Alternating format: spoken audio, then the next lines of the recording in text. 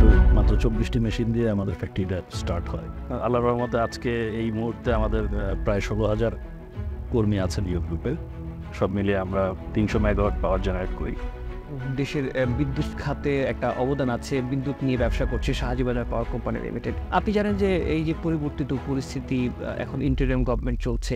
Main যে কোম্পানিটা শাহজিবাজার পাওয়ার, 90% refinery full fledge running, এবং আমাদের আরও 2টা পাওয়ার প্ল্যান্ট আছে, ইন্ডিয়ান ইস্ট আর ইন্ডিয়ান পাওয়ার, ওগুলোও চলতেছে। শাহজিবাজারটা একটু স্লো বিকজ গ্যাসের সমস্যা। আপনি জানেন যে আমাদের গ্যাস সাপ্লাই একটা এফএসআরইউ আমাদের আউট অফ অর্ডার।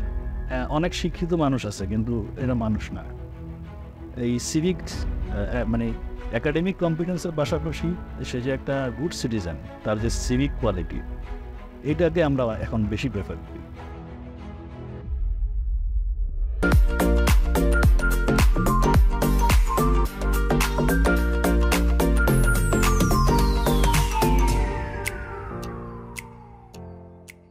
আপনাদের সবাইকে স্বাগত জানাচ্ছি, আমি শাহাদাত হোসেন। কর্পোরেট কর্নারের আমাদের আজকের অতিথি শাহজিবাজার পাওয়ার কোম্পানি লিমিটেডের কোম্পানির সেক্রেটারি জনাব ইয়াসিন আহমেদ এফসিএস। আপনাকে স্বাগত জানাচ্ছি আমাদের আজকের অনুষ্ঠানে। কেমন আছেন? ভালো আছে। আপনার কাছে আমরা আজকে বেশ কিছু বিষয় নিয়ে কথা বলবো, বিশেষ করে দেশের অন্যতম বৃহৎ শিল্প প্রতিষ্ঠান ইয়ুথ গ্রুপ, সেটি নিয়ে কথা বলবো। পাশাপাশি চলমান বিদ্যুৎ খাতের বেশ গুরুত্বপূর্ণ একটি বিষয় ক্যাপাসিটি চার্জ, সেটি নিয়ে বেশ আলোচনা হচ্ছে, সেটি নিয়ে আপনার সাথে আমরা আজকের অনুষ্ঠানে কথা বলবো। পাশাপাশি আমাদের এই অনুষ্ঠানে দর্শক তরুণদের জন্য বেশ কিছু গাইডলাইন আমরা দেই, আমাদের যিনি অতিথি থাকেন সে বিষয়গুলো নিয়েও কথা বলবো। আশা করি আমাদের সাথেই থাকবেন পুরো অনুষ্ঠানে। শুরুতে আপনার কাছে জানতে চাই ইয়ুথ গ্রুপ সম্পর্কে। দেশের অন্যতম বড় একটা শিল্প প্রতিষ্ঠান ইয়ুথ গ্রুপ, এই গ্রুপটা নিয়ে একটু বিস্তারিত আপনার কাছে জানতে চাই। এরা কি নিয়ে কাজ করছে আসলে? মূলত 80-র দশকের শুরুর দিকেই আমাদের এই ইয়ুথ গ্রুপের যাত্রা শুরু হয়। তো মাত্র 24টি মেশিন দিয়ে আমাদের ফ্যাক্টরিটা স্টার্ট হয়। ওনারা যারা উদ্যোক্তা ছিলেন তারা আসলে বন্ধু ছিলেন। মূলত 11 জন ফ্রেন্ড ছিলেন, তারা সমমনা, একসাথেই তারা তাদের শৈশব কাটিয়েছেন, মূলত সন্দীপ বেসড। এরপরে আমরা আল্লাহর রহমতে আজকে এই মুহূর্তে আমাদের প্রায় 16,000 কর্মী আছেন ইউ গ্রুপের, এবং আমরা অনেক ব্যবসায় অনেক বৈচিত্র্য এনেছি। আমাদের এখন তৈরি পোশাক খাতে আমাদের সবচেয়ে বড় যে বিনিয়োগ সেটি আমাদের টাঙ্গাইলের গোড়াইতে একটি ফ্যাক্টরি আছে, কমপ্লিট কম্পোজিট ইউনিট। এছাড়াও আমাদের 3টি পাওয়ার প্ল্যান্ট আছে। সব মিলিয়ে আমরা 300 মেগাওয়াট পাওয়ার জেনারেট করি, এবং আমাদের একটা ওয়েল রিফাইনারি আছে। আমরা প্রিমিয়াম গ্রেড অকটেন পেট্রোল এগুলো তৈরি করে থাকি, রিফাইন করে থাকি, এবং সরকারের কাছে বিক্রি করি। মূলত বিজনেস টু গভর্নমেন্ট, B2G টাইপের বিজনেসেই আমরা বেশি স্বাচ্ছন্দ্য বোধ করি, এবং আমাদের ব্যবসায়িক ইতিহাসও সেটাই বলে। আমরা এই সেক্টরেই বেশি ফ্লোরিশ করেছি। এছাড়া রেডিমেড গার্মেন্টস, এটা হচ্ছে আমাদের অরিজিন। আমরা এখানে তো আমাদের রিটেল যে সমস্ত গ্লোবাল বায়াররা আছেন, ওদের সাথে ওরাও আসলে kind of business. So business to governments. Consumer business আমরা এই মুহূর্তে নাই, বাট মাঝখানে আমরা কনজিউমার বিজনেসও করেছি। আমাদের, আপনি হয়তো নাম শুনে থাকবেন, ভার্জিন ড্রিঙ্কস। আমরা আসলে we are the butler of virgin drinks in Bangladesh, যেটা রিচার্ড ব্র্যানসন কোম্পানি ব্রিটিশ। দেন আমরা পেট্রোম্যাক্স এলপিজি নামে একটা এলপিজি ব্র্যান্ড ক্রিয়েট করেছিলাম। আনফর্চুনেটলি ওইটা আমাদেরকে অফ শোল্ডার করতে হয়েছে। এখনও ওই ব্র্যান্ডটা বাজারে চলে, বাট ওইটা আমরা SHV এনার্জি, একটা ডাচ একটা এলপিজি কোম্পানির কাছে আমরা সেল করে দিয়েছি। They are the largest in fact. So in a nutshell এটাই হচ্ছে আমাদের ইয়ুথ গ্রুপের মোটামুটি বর্তমান ব্যবসায়ী। আমরা যেহেতু ইয়ুথ গ্রুপ দেশের বিদ্যুৎ খাতে একটা অবদান আছে, বিদ্যুৎ নিয়ে ব্যবসা করছে শাহজিবাজার পাওয়ার কোম্পানি লিমিটেড। আপনি জানেন যে এই যে পরিবর্তিত পরিস্থিতি, এখন ইন্টারিম গভর্নমেন্ট চলছে। অতি সম্প্রতি আমরা দেখতে পাচ্ছি বিদ্যুৎ খাতের একটা বিষয় নিয়ে বেশ আলোচনা হচ্ছে। ক্যাপাসিটি পেমেন্টের নামে বেশ কিছু অনিয়মের কথা আমরা শুনতে পাচ্ছি। বিষয়টা একটু আপনি যদি আমাদেরকে ক্লিয়ার করতেন যে এই বিষয়টা নিয়ে।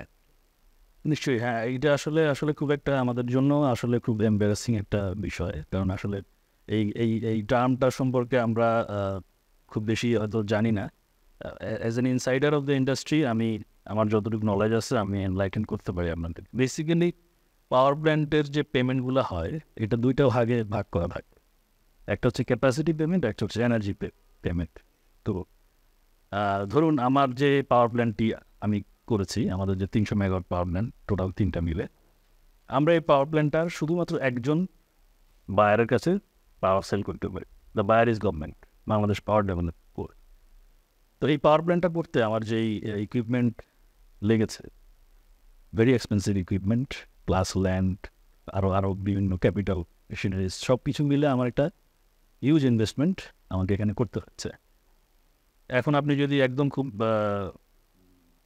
নর্মালি যেটা ডেট টু ইকুইটি রেশিও হয়, 70% ডেট কিন্তু ফাইন্যান্সাররা বা ব্যাংক বা ফাইন্যান্সিয়াল ইনস্টিটিউশন, আদার ইনভেস্টর, ওরা এটা করে থাকে, ইকুইটি থাকে 30%। তো আমি যে এই একটা হিউজ ইনভেস্টমেন্ট করে একটা পাওয়ার প্ল্যান্ট তৈরি করে এটাকে রেডি রাখলাম গভর্নমেন্টের জন্য, গভর্নমেন্ট চাইলে আমি দিব, আদারওয়াইজ আমি কিন্তু সেল করতে পারবো না। So I don't have any option to sell it apart from the government. Only government is the lone buyer. So government তখন বলে যে যদি আমি পাওয়ার নিতে নাও পারি, তোমার তো এই খরচগুলো চালিয়ে যেতে হবে। কোন খরচ? এই যে লেন্ডারদের পেমেন্ট, যারা এটাকে ইনভেস্ট করেছে এই মেশিনারি ইকুইপমেন্টগুলো কেনার জন্য এবং ইনস্টল করার জন্য, লেন্ডারদেরকে পেমেন্ট করতে হবে। আপনার এমপ্লয়ীদের স্যালারি দিতে হবে, আপনার একটা অপারেটিং কস্ট আছে, রাইট? আপনার স্পেয়ার পার্টস রিপ্লেসমেন্ট লাগবে, আপনার নিউওয়্যার লাগবে, আরও অনেক ধরনের খরচ আছে যেগুলো হয়তো পাওয়ার না নিলেও এই খরচগুলো করতে হবে আপনাকে। তো এইটা বেসিক্যালি ক্যাপাসিটি পেমেন্টের মাধ্যমে এই যে আমাদের যেই অপারেটিং কস্ট এবং আমাদের প্ল্যানটাকে আপ অ্যান্ড রানিং রাখার জন্য যে কস্টটা, সেটা গভর্নমেন্ট রিপে করে। এখন কিছু কিছু ক্ষেত্রে কিছু কিছু পত্রিকায় আমি এটাও দেখেছি যে যেটা বললাম যে ক্যাপাসিটি পেমেন্টের নামে যে আমরা সাম্প্রতিক সময় গণমাধ্যম যেগুলো বলছে অনিয়মের বিষয়, সে বিষয় অনিয়মটা তো আসলে এখানে অনিয়ম, আমি তো ক্লিয়ার করলাম বিষয়টা। তো ধরেন আপনি যদি আপনি আমার কাছ থেকে বাসা ভাড়া নিলেন, হ্যাঁ, বা সে ফর এক্সাম্পল এই অফিসটা আপনি ভাড়া নিয়েছেন এবং আপনি 3 মাসের জন্য অফিসটা বন্ধ করে রেখেছেন কোনো একটা কারণে। তারপরে যদি আপনি এই অফিস অথরিটিকে বলেন যে আমি 3 মাসের ভাড়া দিব না, যেহেতু আমি 3 মাস অফিস বন্ধ রেখেছি, ইজ ইট রেশনাল? রেশনাল না। আচ্ছা, কিছু কিছু গণমাধ্যম বলছে যে দেশের বিভিন্ন দেশে, ইউরোপ আমেরিকাতে নো পাওয়ার নো পেমেন্ট বেসিসেও পাওয়ার প্ল্যান্টগুলো চলে, সেখানে কোনো ক্যাপাসিটি পেমেন্ট নাই। আমি এগ্রি করি, ওখানে ক্যাপাসিটি পেমেন্ট কেন নাই? বিকজ আপনি দেখবেন ওখানে কিন্তু বায়ার একটা না। ইউরোপ আমেরিকার যে ইলেকট্রিসিটি বা পাওয়ার ডিস্ট্রিবিউশনের যে মডেল, এটা কিন্তু টোটালি ডিফারেন্ট। ওরা কিন্তু মিউনিসিপ্যাল অথরিটির কাছে বিক্রি করতে পারে, ওরা স্পেসিফিক কোম্পানিকেও বিক্রি করতে পারে। তখন 10টা কোম্পানি, ওদের অনেক পাওয়ার লাগে, আমি 10টা কোম্পানিকে টার্গেট করলাম, আমার প্ল্যান থেকে শুধু তাদেরকেই দিই। সো প্রাইভেট সেক্টরে যারা পাওয়ার বিজনেস করে তাদের ফ্রিডম আছে, the market is open for them. But আমার তো সেটা নাই, আমাকে গভর্নমেন্টকেই ফুল পাওয়ারটা অফলোড করতে হয়। তো এইটা মানে আমি যতটুকু পারলাম আমি ডিবাঙ্ক করলাম বিষয়টা। বাট তারপরেও আসলে যে কিছু তো হয়তো বা এটা নিয়ে আসলে মন্তব্য করাটা ঠিক নেই, এই কারণে যে অলরেডি ইন্টারিম গভর্নমেন্টের একটা কমিটি কিন্তু ওনারা ফর্ম করেছে একজন অবসরপ্রাপ্ত বিচারপতির আন্ডারে, এবং ওনারা একটা শ্বেতপত্র সম্ভবত এটার উপরে প্রকাশ করবেন। তো আমরা অপেক্ষা করি।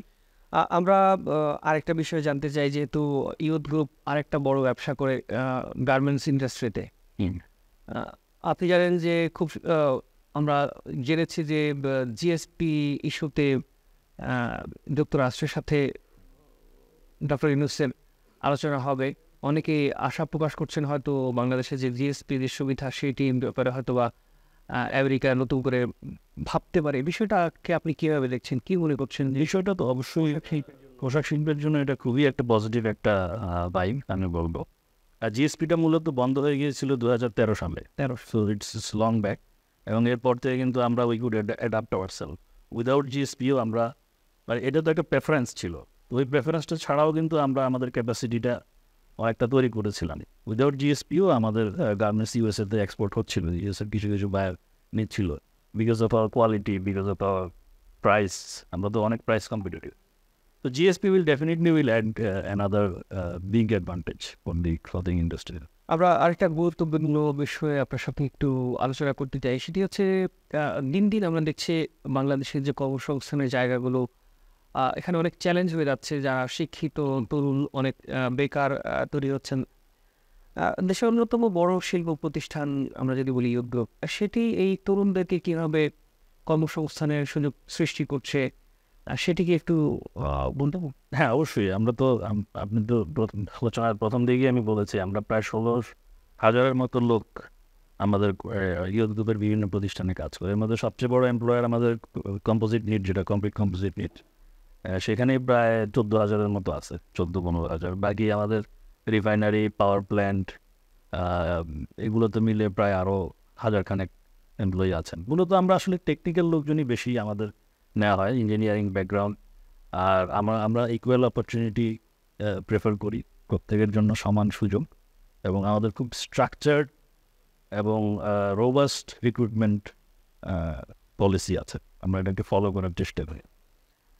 আর কিছু তো আছে আমাদের ইন্ডাস্ট্রি ইস্যু, যেমন আমাদের যে পড়াশোনার যেই আপনি তো জানেন যে অনেকবার আমাদের সিলেবাস চেঞ্জ হয়েছে, এবং এখানে কিন্তু অনেক ধরনের প্রবলেম হচ্ছে। আমাদের স্টুডেন্টরা যারা এখন এই মুহূর্তে এই সময় যেই গ্রাজুয়েটগুলো আমরা পাচ্ছি, এদের কিন্তু ডেপথ অনেক কম কম্পেয়ার টু আপনার 10 years 15 years ব্যাক।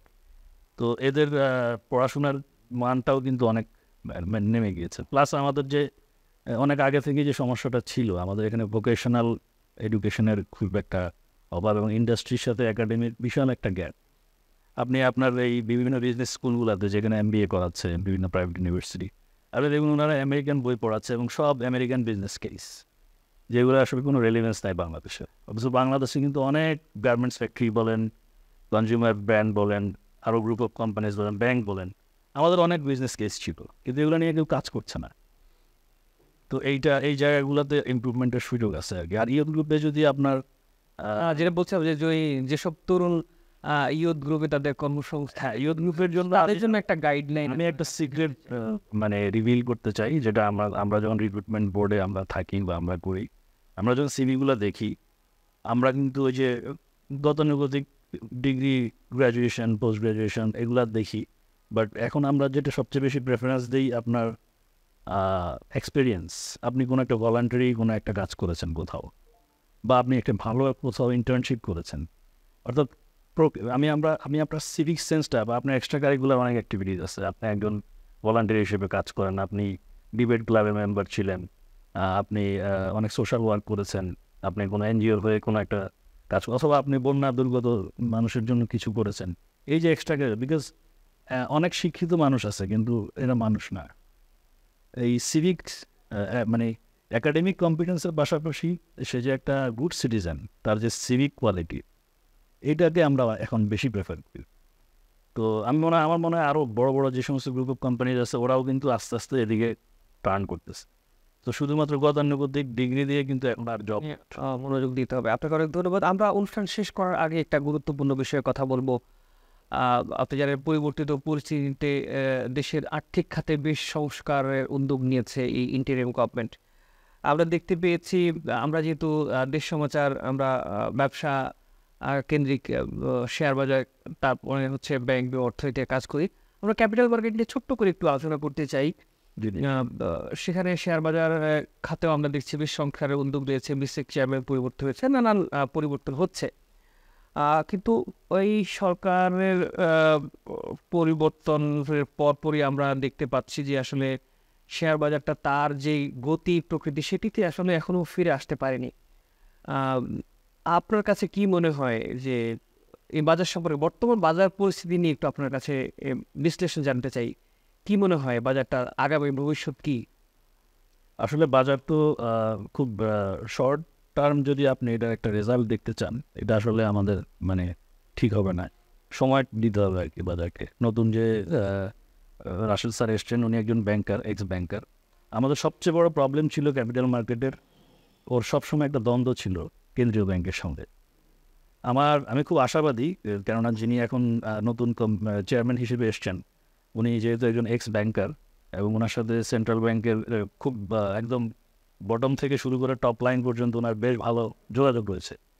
তো আমি আশা করবো যে উনি সেন্ট্রাল ব্যাংকের সাথে বসে ক্যাপিটাল মার্কেট আর মানি মার্কেটের যে একটা ইন্টিগ্রেশন, এটা অত্যন্ত জরুরি। আমাদের কিন্তু মার্কেটটাকে ইনফ্লুয়েন্স করে ইনস্টিটিউশনাল বায়াররা, আপনি জানেন। আমাদের ইন্ডিভিজুয়াল খুব কম, সামান্য একটা পার্টকে রিপ্রেজেন্ট করে তারা। টোটাল মার্কেটের ইনভেস্টরদের যদি আপনি নেন, দেখবেন যে অ্যারাউন্ড 60% হচ্ছে ইনস্টিটিউশন। ইনস্টিটিউশনগুলো কনফিডেন্স পাবে কখন? যখন সেন্ট্রাল ব্যাংক এটাকে পজিটিভলি নেবে। এর আগের কমিশনে বা এই গত 15-16 বছরে আপনি দেখবেন সবসময় সেন্ট্রাল ব্যাংকের সাথে আপনার বিসেকের একটা টানাপোড়েন ছিল। তো আমি আমি খুব আশাবাদী যে এটা আস্তে আস্তে সলভ হবে। এখনই আপনি আউটপুট দেখতে পাবেন না, কিছু কিছু কিন্তু ভালো ট্রেড হয়েছে কিছু কিছু দিন, গত মাসখানেক, 1 মাস, যে ইন্টারিম গভর্নমেন্টের যে 1 মাস, এবং গভর্নমেন্ট যেদিন ফল করে সেদিন কিন্তু অনেক ভালো ইন্ডেক্স 100+ ছিল। তো এগুলো গুড সাইন। এবং যেই রিফর্মের যেই উনি একটা ছোট্ট, আমরা দেখা করেছিলাম স্যার রাশেদ স্যারের সাথে, আমাদের একটা বড় একটা প্যানেল। তো উনি যে কথাগুলো বলেছেন আমার কাছে খুব ভালো লেগেছে, এবং উনি ক্যাপিটাল মার্কেট ভালো বোঝেন। যদি উনি ব্যাংকিং ইন্ডাস্ট্রি থেকে এসছেন, বাট ওনার পড়াশোনা আছে, ওনার রিসার্চ আছে। উনি, আমার মনে হয় যে এই আমাদেরকে একটু সময় দিতে হবে, অ্যাটলিস্ট 6 মান্থস। আচ্ছা, আরেকটা বিষয় একটু জানতে চাই। ক্যাপিটাল মার্কেটে লিস্টেড কোম্পানি শাহজিবাজার পাওয়ার কোম্পানি লিমিটেড, সেটি কেমন পারফর্ম করছে? কারণ দীর্ঘদিন আমরা দেখেছি ফ্লোর প্রাইসে ছিল, অতি সম্প্রতি ফ্লোর উঠেছে এই কোম্পানিটার। এই জিনিস নিয়ে একটু আপনার কাছে জানতে চাই। এটি আসলে মোটামুটি আমাদের তথ্য তো যা ছিল সব কিছুই আমরা আসলে ডিসক্লোজ করেছি। ডিসক্লোজারের বাইরে তেমন কিছু নেই। যেটা আমরা, আমাদের বিগ অ্যাচিভমেন্ট ছিল লাস্ট মানে গভর্নমেন্টে আমরা কিন্তু ফল করার আগে আমাদের যে একটা রিনিউয়াল ইস্যু ছিল 5 ইয়ার্সের জন্য, কিন্তু আমরা আবার রিনিউয়াল করতে পেরেছি, এবং আমাদের গ্যাস সাপ্লাই এগ্রিমেন্টও আমরা মানে কমপ্লিট করতে পেরেছি জালালাবাদের সাথে। তো এটা সেই জায়গা থেকে এটা সেফ, এখন এটা চলতেছে, বাট ভেরি লো ক্যাপাসিটিতে রান করতেছে। মাস্টার যে মেইন যে কোম্পানিটা Shahjibazar power, but 90% refinery full fledge running, এবং আমাদের আরও 2টা পাওয়ার প্ল্যান্ট আছে, ইন্ডিয়ান ইস্ট আর ইন্ডিয়ান পাওয়ার, ওগুলোও চলতেছে। শাহজিবাজারটা একটু স্লো বিকজ গ্যাসের সমস্যা। আপনি জানেন যে আমাদের গ্যাস সাপ্লাই একটা এফএসআরইউ আমাদের আউট অফ অর্ডার, যেটা সিঙ্গাপুরে পাঠানো হয়েছিল, সেটা এখনও রিপেয়ার হয়ে আসেনি। 500 MMCMD গ্যাস শর্ট আছে আমার। তো ওইটা আসলে পরে আমাদের ওখানে কিছু গ্যাসের স্টক আছে, ওখান থেকে আবার ন্যাশনাল গ্রিডে আসলে আমাদের শাহজিবাজারও আমি আশা করি যে ভালো চলবে। আর এই তো মোটামুটি আমাদের আসলে গ্রোথটা আপনাকে মানে হওয়ার খুব সুযোগ কম, কারণ আমাদের ফিক্সড ক্যাপাসিটি বিজনেস। আমরা চাইলেই ক্যাপাসিটি বাড়াতে পারি না, কারণ আমাদের তো কন্ট্রাক্ট করা সব। আপনাকে অনেক ধন্যবাদ আমাদের অনুষ্ঠানে আসার জন্য। আপনাকে অনেক ধন্যবাদ, এবং আপনার দর্শকদেরকেও আপনার মাধ্যমে ধন্যবাদ দেওয়া আছে। সুপ্রিয় দর্শক, আজ আমাদের আয়োজন এই পর্যন্তই। ভালো থাকুন, সুস্থ থাকুন। পরবর্তী অনুষ্ঠানে দেখা হবে অন্য কোনো কোম্পানির অন্য কোনো প্রতিনিধির সাথে। আল্লাহ হাফেজ।